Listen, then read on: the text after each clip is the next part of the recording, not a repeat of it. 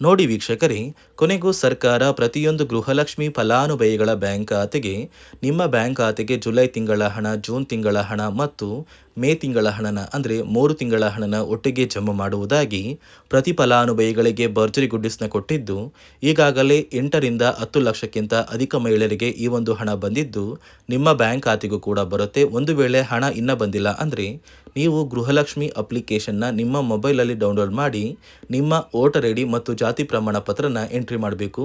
ಈ 2 ದಾಖಲಾತಿಗಳನ್ನ ನಿಮ್ಮ ಮೊಬೈಲಲ್ಲಿ ನೀವು ಲಿಂಕ್ ಮಾಡಿದ್ರೆ ಗೃಹಲಕ್ಷ್ಮಿ ಹಣ ಆದಷ್ಟು ಬೇಗ ಬರುತ್ತೆ. ಹಾಗಾದರೆ ಹೇಗೆ ದಾಖಲಾತಿಗಳನ್ನ ಲಿಂಕ್ ಮಾಡಬೇಕು ಅಂತ ತಿಳಿಸ್ಕೊಡ್ತೀನಿ. ಮತ್ತು ಗೃಹಲಕ್ಷ್ಮಿಯಲ್ಲಿ ಕೆಲವು ಹೊಸ ನಿಯಮಗಳು ಮತ್ತು ಹೊಸ ಬದಲಾವಣೆಗಳು ಬಂದಿದ್ದು, ಆ ಬದಲಾವಣೆಗಳು ನಿಯಮಗಳು ಏನು ಅಂತ ಕೂಡ ತಿಳಿಸ್ಕೊಡ್ತೀನಿ.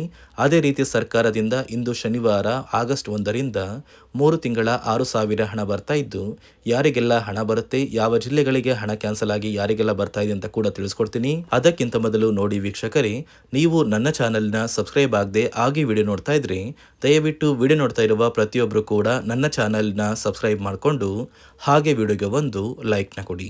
ಹೌದು ವೀಕ್ಷಕರೇ, ಸರ್ಕಾರ ಗೃಹಲಕ್ಷ್ಮಿ ಯೋಜನೆಯಲ್ಲಿ ಸಾಕಷ್ಟು ಫಲಾನುಭವಿಗಳಿಗೆ ಈಗಾಗಲೇ ಕಳೆದ 3 ತಿಂಗಳಿಂದ ಬಾಕಿ ಇದ್ದಂಥ ಒಟ್ಟು ಗೃಹಲಕ್ಷ್ಮಿ ಯೋಜನೆಯ 6,000 ಹಣನ ಜಮಾ ಮಾಡ್ತಾ ಇದೆ. ನಿಮ್ಮ ಬ್ಯಾಂಕ್ ಖಾತೆಗೂ ಕೂಡ ಇನ್ನೂ ಕೂಡ ಹಣ ಬಂದಿಲ್ಲ ಅಂದರೆ ನೀವು ಮೊದಲು ನಿಮ್ಮ ವೋಟರ್ ಐ ಡಿ ಮತ್ತು ಜಾತಿ ಪ್ರಮಾಣ ಪತ್ರನ ನಿಮ್ಮ ಮೊಬೈಲಲ್ಲಿ ಒಂದು ಗೃಹಲಕ್ಷ್ಮಿ ಅಪ್ಲಿಕೇಶನ್ನ ಡೌನ್ಲೋಡ್ ಮಾಡಿ ನಿಮ್ಮ ದಾಖಲಾತಿಗಳನ್ನ ಎಂಟ್ರಿ ಮಾಡಿ ಲಿಂಕ್ ಮಾಡಿಸ್ಬೇಕು. ನೀವು ಈ ಆಗಸ್ಟ್ 10ರೊಳಗೆ ನಿಮ್ಮ ದಾಖಲಾತಿಗಳನ್ನ ಲಿಂಕ್ ಮಾಡಿಸಿದ್ರೆ ಆದಷ್ಟು ಬೇಗ ಸರ್ಕಾರ ಪ್ರತಿ ಫಲಾನುಭವಿಗಳ ಬ್ಯಾಂಕ್ ಖಾತೆಗೆ ಗೃಹಲಕ್ಷ್ಮಿ ಹಣನ ಜಮಾ ಮಾಡುತ್ತೆ. ಯಾಕಂದರೆ ಗೃಹಲಕ್ಷ್ಮಿ ಯೋಜನೆಯಲ್ಲಿ ಕೆಲವು ಹೊಸ ರೀತಿಯ ನಿಯಮಗಳನ್ನ ಜಾರಿಗೆ ತಂದಿದ್ದು ಸಾಕಷ್ಟು ರೀತಿಯ ಬದಲಾವಣೆಗಳು ಕೂಡ ಆಗ್ತಾ ಇದೆ.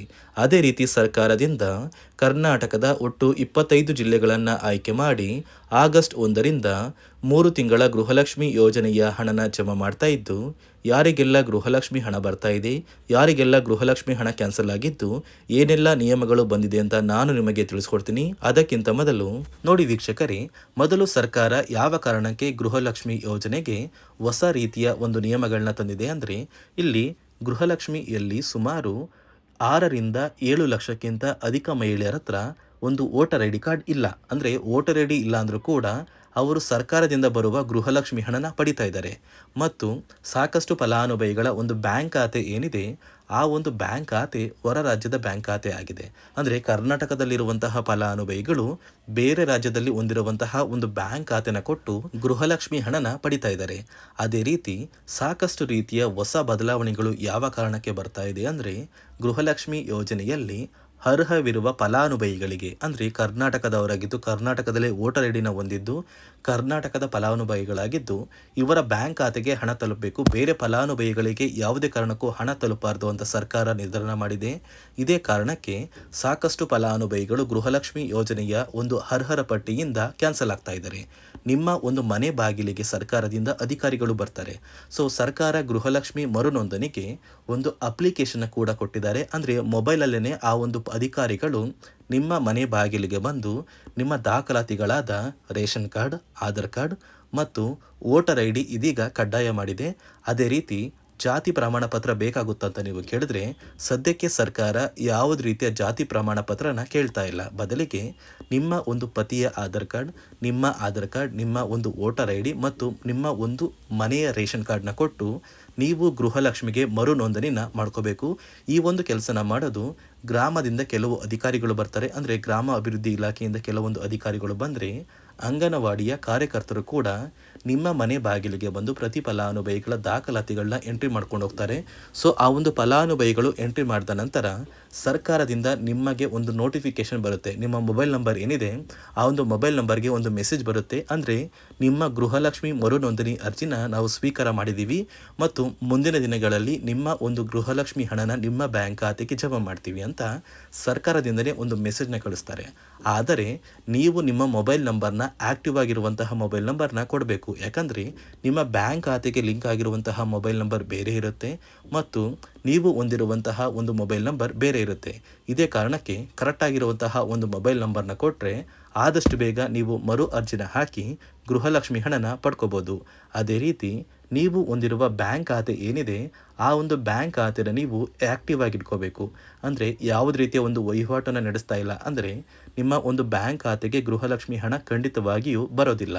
ಅದೇ ರೀತಿ ನೋಡಿ ವೀಕ್ಷಕರೇ, ನಿಮ್ಮ ಮನೆಯ ಕುಟುಂಬರು ಅಂದರೆ ಗೃಹಲಕ್ಷ್ಮಿ ಯೋಜನೆಯ ಒಂದು ಸದಸ್ಯ ಏನಾರನ್ನು ಮರಣ ಹೊಂದಿದ್ದು ಅವರ ಬದಲಾಗಿ ನೀವು ಅಪ್ಲಿಕೇಶನ್ ಹಾಕ್ತೀವಿ ಅಂದರೆ ಅದು ಸಾಧ್ಯವಿಲ್ಲ. ಯಾಕಂದರೆ ನಿಮ್ಮ ಒಂದು ರೇಷನ್ ಕಾರ್ಡಲ್ಲಿ ಮನೆಯ ಯಜಮಾನಿ ಯಾರಿರ್ತಾರೆ ಅವರೇ ಮಾತ್ರ ಗೃಹಲಕ್ಷ್ಮಿ ಯೋಜನೆಗೆ ಅರ್ಹರಾಗಿರ್ತಾರೆ. ಒಂದು ವೇಳೆ ಮನೆಯ ಸದಸ್ಯರು ಯಜಮಾನಿಯಾಗಿದ್ದು ಅವರು ಮರಣ ಹೊಂದಿದ್ರೆ ನೀವು ಗೃಹಲಕ್ಷ್ಮಿ ಯೋಜನೆಗೆ ಅಪ್ಲಿಕೇಶನ್ ಹಾಕೋದಕ್ಕೆ ಆಗೋದಿಲ್ಲ. ಮೊದಲು ನಿಮ್ಮ ಮನೆಯಲ್ಲಿ ಇರುವಂತಹ ಒಂದು ಹೆಣ್ಣು ಮಗಳು ಅಂದರೆ ಮಹಿಳೆ, ನಿಮ್ಮ ಒಂದು ಪತ್ನಿ ಇರ್ಬೋದು ಅಥವಾ ನಿಮ್ಮ ಒಂದು ತಾಯಿ ಇರ್ಬೋದು, ಅವ್ರನ್ನ ಮನೆಯ ಯಜಮಾನಿ ನೀವು ಮಾಡಬೇಕಾಗುತ್ತೆ. ಸೊ ಮನೆಯ ಯಜಮಾನಿ ಮಾಡಿದ ನಂತರ ಮಾತ್ರ ನೀವು ಗೃಹಲಕ್ಷ್ಮಿಯ ಸೌಲಭ್ಯನ ಪಡ್ಕೋಬೋದು. ಒಂದು ವೇಳೆ ನೀವು ಗೃಹಲಕ್ಷ್ಮಿಗೆ ಹೊಸದಾಗಿ ಅರ್ಜಿ ಹಾಕಬೇಕು ಅಂದರೆ ಇದೀಗ ಸರ್ಕಾರ ಅದಕ್ಕೂ ಕೂಡ ಕರ್ನಾಟಕ ಒನ್, ಗ್ರಾಮ ಒನ್ ಅಥವಾ ಬೆಂಗಳೂರು ಒನ್ ಸೇವಾ ಕೇಂದ್ರದಲ್ಲಿ ಅವಕಾಶ ಮಾಡಿಕೊಟ್ಟಿದೆ. ಆದರೆ ಮೊದಲ ಥರ ಇವಾಗ ನೀವು ಅರ್ಜಿನ ಹಾಕೋದಕ್ಕೆ ಆಗೋದಿಲ್ಲ. ಬದಲಿಗೆ ನಿಮ್ಮ ರೇಷನ್ ಕಾರ್ಡ್ನ ತೊಗೊಂಡೋಗ್ಬೇಕು, ನಿಮ್ಮ ಆಧಾರ್ ಕಾರ್ಡ್ನ ತೊಗೊಂಡೋಗ್ಬೇಕು, ನಿಮ್ಮ ಒಂದು ಪತಿಯ ಆಧಾರ್ ಕಾರ್ಡ್ನ ಕೂಡ ತೊಗೊಂಡೋಗ್ಬೇಕಾಗುತ್ತೆ, ನಿಮ್ಮ ವೋಟರ್ ಐ ಡಿ ಕೂಡ ಕಡ್ಡಾಯವಾಗುತ್ತೆ. ನಿಮ್ಮ ವೋಟರ್ ಐ ಡಿ ನಿಮ್ಮ ಹತ್ರ ಇದ್ದರೆ ಮಾತ್ರ ನೀವು ಗೃಹಲಕ್ಷ್ಮಿ ಯೋಜನೆಯ ಒಂದು ಅರ್ಹತೆಯನ್ನು ಪಡ್ಕೋತೀರಾ.